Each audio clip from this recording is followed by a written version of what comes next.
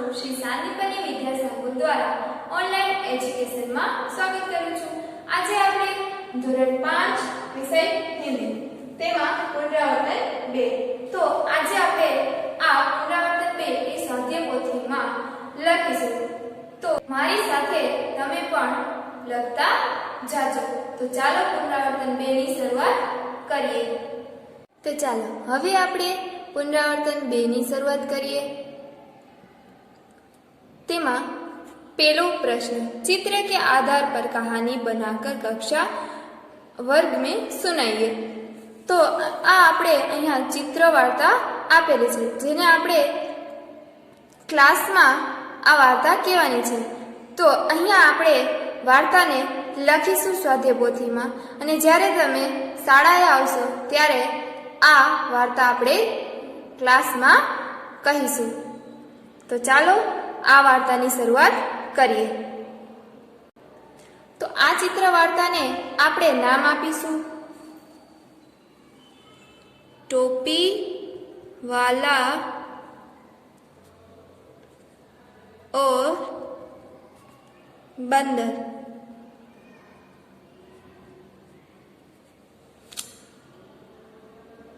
तो हवे आपणे शरूआत करिए। एक दिन एक टोपी वाला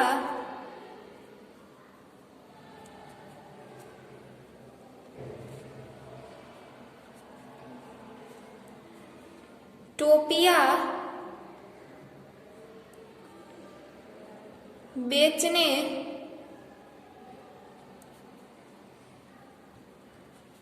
के लिए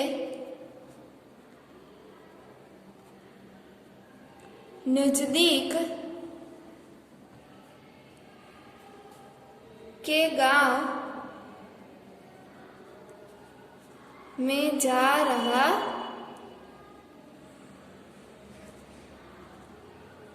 था। गर्मी के दिन थे। वह थक गया था। रास्ते में एक पेड़ की छाया में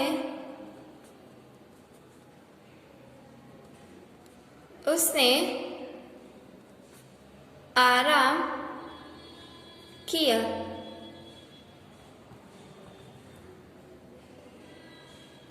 उसने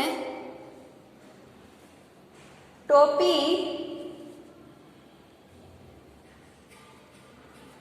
नीचे रख दी। थोड़ी देर में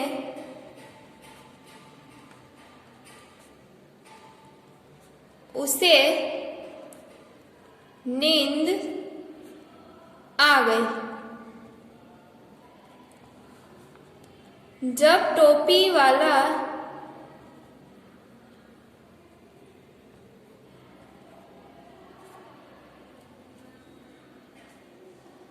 की नींद खुली तो उसने देखा कि उसकी टोपियां पेड़ पर रहने वाला बंदरों ने अपने सर पर पहर ली है।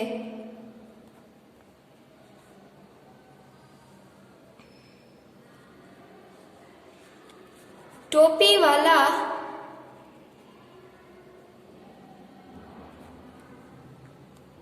को बहुत गुस्सा आया। उसने बंदरों को पत्थर मारना शुरू किया। उसकी नकल करते हुए बंदर भी पेड़ से फल तोड़ तोड़कर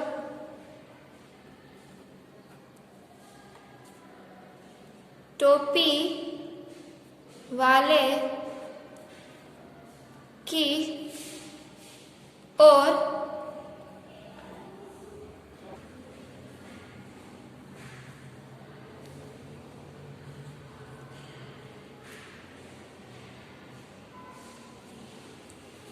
फेंकना शुरू किया। तब टोपी वाला समझ गया कि वह कैसे अपनी टोपियाँ वापस लेना है। टोपी वाले ने अपनी सिर की टोपी उतार कर नीचे जमीन पर फेंक दी। नकलची बंदरों ने नकल करके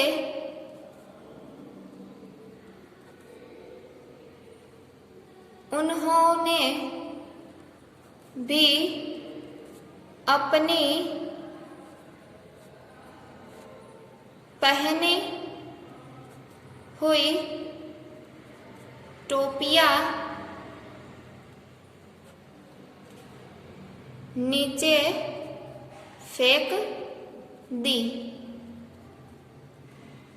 तब टोपी वाला ने जल्दी जल्दी अपनी टोपियाँ टोकरी में इकट्ठी कर ली।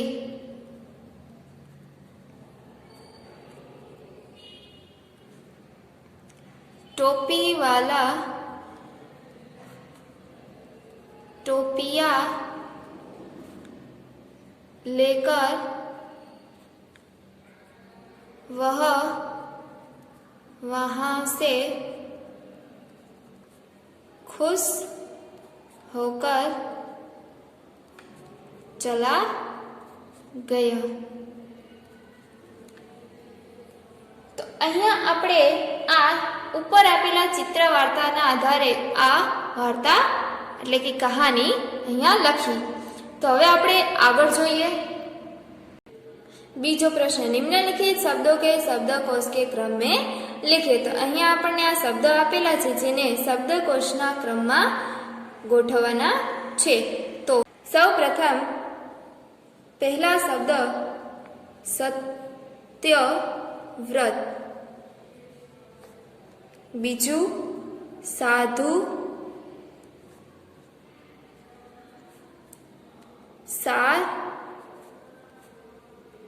साहस, संजोग,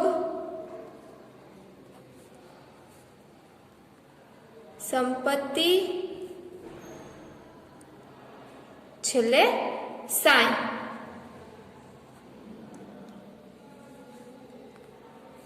तो अहींया आपणे उपर आपेला ए शब्दोने शब्दकोशना क्रममां गोठव्या।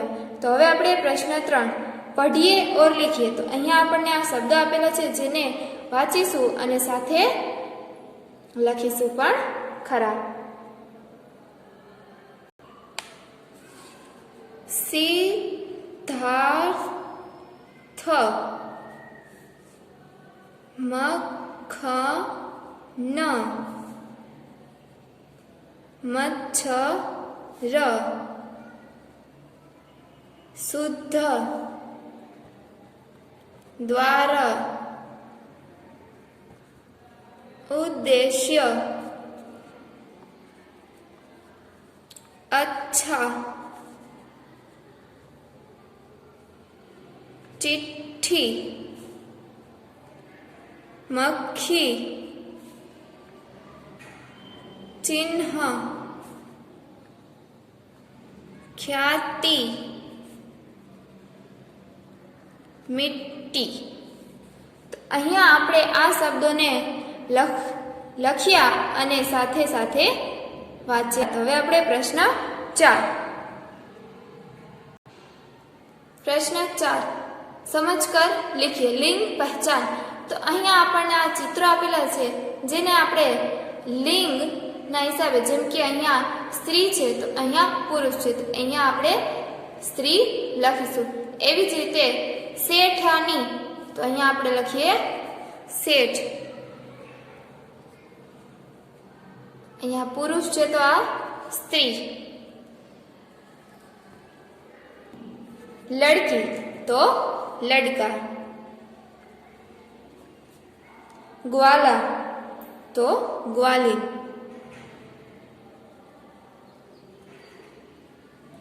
तो अहींया आपणे आ लिंग पहचान कर्युं। हवे आपणे आगळ जोईए। आगळ आपणने लिंग पहचान करी एना आपणे अहींया वाक्य लखवानुं छे। तो जेमां पहेલું उदाहरण आपेલું છે यह सेठ है तो सामे यह सेठानी है। तो बीजું લખીએ આપણે यह पुरुष है तो अहींया लखीशुं यह स्त्री है। त्रीजું यह लड़का है सामे लखीशुं यह लड़की है। चौथું यह ग्वाला है तो सामे लखीशुं यह ग्वालीन है। तो अहींया आपणे आगळना चित्रमां लिंग पहचानना आधारे अहींया वाक्य पूर्ण कर्युं। तो हवे आपणे प्रश्न 5 वचन परिवर्तन कीजिए और वाक्य में प्रयोग कीजिए। तो अहींया आपणे उदाहरण आपेલું છે જેમાં वचन એટલે કે એક वचन છે तो सामे बहुवचन साथे करवानुं छे। तो पत्ता तो यह पत्ता है तो सामे बहुवचन में अहींया लखीए पत्तानी सामे पत्ते। तो वाक्य में लखीशुं यह पत्ते है। बीजું गुब्बारे तो आ बहुवचन में गुब्बारे आपेलुं छे तो एमां एक वचन गुब्बारा। तो गुब्बारा में वाक्य लखीशुं यह गुब्बारा है। सामे बहुवचन में वाक्य लखीए ये गुब्बारे है। तो अहींया टोपी तो टोपी નું बहुवचन थशे टोपिया।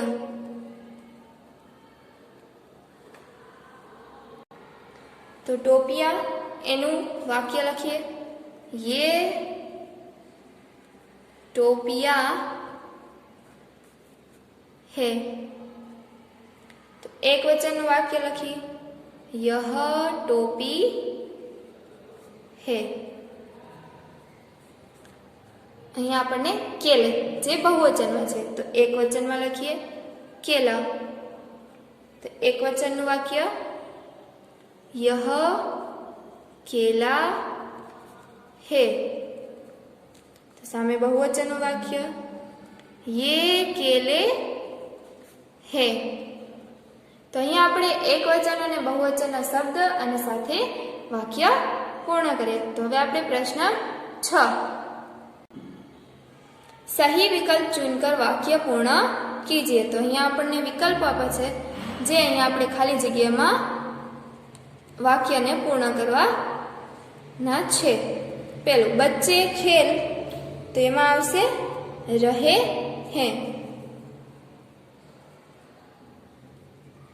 कारण के अहींया बाळको ए एक करता वधारे छे। बीजुं खाली जग्या दौड़ रहा है, तो अहींया आवशे घोड़ा, कारण कि आ वाक्य में एक घोड़ानी बात करेली छे। बीजू ये राजा है, तो अहिया राजा ए दूर छे एटले अहिया राजा है आवशे। 4 खाली जग्या जा रहा हूँ, तो अहिया मैं आवशे, कारण कि अहिया पोतानी बात करेली छे। 5 हम खाली जग्या खेल रहा है, खेल रहे, तो हम ए बहुवचन छे, तो अहिया आपणे लखीशुं खेल रहे हैं। 6 खाली जग्या किताबों में रामायण नहीं है, तो ये इन, तो अहिया आपणे एक करता वधारे छे, तो एटले इन आवशे। 7 खाली जग्या लड़के ने लड्डू दिया, तो अहिया ए वाक्य मां छोकरो ए दूर छे एटले उस आवशे। 8 हम कबड्डी खेलने जाएंगे, जाऊंगा, तो अहिया एक करता वधारे व्यक्तिनी बात करेली छे, तो जा ए गे। तो अहिया आपणे आ खाली जग्या प्रश्न 6 मां पूर्ण कर्યું। तो હવે આપણે આગળ જોઈએ। प्रश्न 7 निम्नलिखित प्रश्नों के उत्तर लिखिए। तो અહીંયા આપણને નીચે આપેલા પ્રશ્નોના જવાબ લખવાનો છે। તેમાં પહેલો પ્રશ્ન, हमारे शरीर को एक वक्त का खाना हजम करने में कितने घंटे लगते हैं? तो हमारे शरीर को एक वक्त का खाना हजम करने में 12 घंटे लगते हैं। बीजू, सबसे बड़े पक्षी का नाम लिखे। सबसे बड़े पक्षी का नाम शुतुर मुर्ग है। त्रीजू, लड़का रसोई घर में क्या कर रहा है? तो लड़का रसोई घर में खाना खा रहा है। चौथो, दादी माँ क्या कर रही है? दादी माँ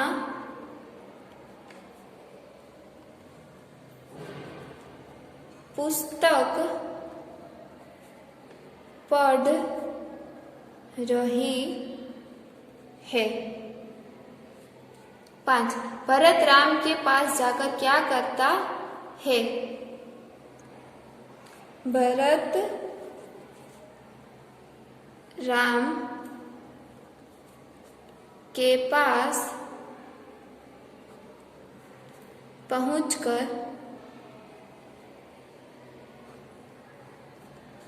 उनके चरण छूता और माफी मांगता है। અહીંયા આપણે આ પ્રશ્ન 7ના નિમ્નલિખિત પ્રશ્નોના જવાબ એ પૂર્ણ થાય છે। તો હવે આપણે આગળ જોઈએ। प्रश्न 8 निम्नलिखित शब्दों के विरुद्धार्थी शब्द लिखिए। तो અહીંયા આપણે વિરુદ્ધાર્થી શબ્દ લખવાના છે। सुबह तो शाम, दोस्त तो दुश्मन, मूर्ख तो पंडित, दिन तो रात, सूखा तो गीला, अंधकार तो प्रकाश। तो અહીંયા આપણે આ વિરુદ્ધાર્થી શબ્દ પૂર્ણ કર્યું। તો હવે પ્રશ્ન 9 નિમ્નલિખિત શબ્દો કે સમાનાર્થી શબ્દ લખીએ। તો અહીંયા આપણે આ શબ્દના વિરુદ્ધાર્થી શબ્દ લખીએ। એવી જ રીતે આ શબ્દના આપણે સમાનાર્થી શબ્દ લખવાના છે। પહેલું દોસ્ત તો મિત્ર, બીજું સુબહ તો પ્રાતઃ કાલ, ત્રીજું મૂર્ખ તો બેવકૂફ, ચોથું વક્ત તો સમય। તો અહીંયા આપણે આ શબ્દના સમાનાર્થી શબ્દ લખ્યા। અહીંયા આપણું આ પુનરાવર્તન 2 એ પૂર્ણ થાય છે। આજે વિડીયોમાં લખાયેલ એ તમારે સ્વાધ્યાયપોથીમાં લખવાનું છે। હોમવર્કમાં તમારે પુનરાવર્તન 2 માંથી પ્રશ્ન 7, 8 અને 9 રફબુકમાં એકવાર લખવાનું છે।